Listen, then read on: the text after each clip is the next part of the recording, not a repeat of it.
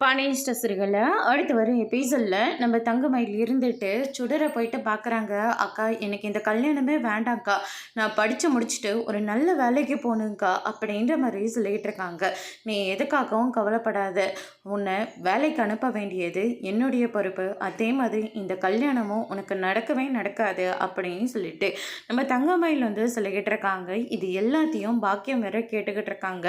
என்ன நினச்சிக்கிட்டு இருக்கோம் மனசில், நீயாவது கொஞ்ச நாள் அந்த வீட்டில் சந்தோஷமாக வாழ்ந்தில்ல, அதுக்கப்புறம் சுடர் மட்டும் வாழக்கூடாதுன்னா என்ன அர்த்தம்? அந்த வீடு நீ போன வீட்டோட அதிகமாக சொத்து இருக்குது அப்படின்ற மாதிரி சொல்லிட்டு இருக்காங்க. தங்கமயில் இருந்துட்டு சொத்துக்காக பெத்த பிள்ளைங்கள கல்யாணம் பண்ணி வித்துருவியாமா அப்படின்னு சொல்லிட்டு நம்ம தங்கமயில் சொல்லிக்கிட்டு இருக்காங்க. நீ என்ன வேணாலும் சொல்லிக்கோ, உங்கள் அப்பா ஒன்றும் இல்லாதவர், அவரை கல்யாணம் பண்ணிட்டு நான் கஷ்டப்படுற மாதிரி என் பொண்ணுங்க கஷ்டப்படக்கூடாதுன்னு ஒவ்வொன்றும் பார்த்து பார்த்து பண்ணிக்கிட்டு இருக்கு.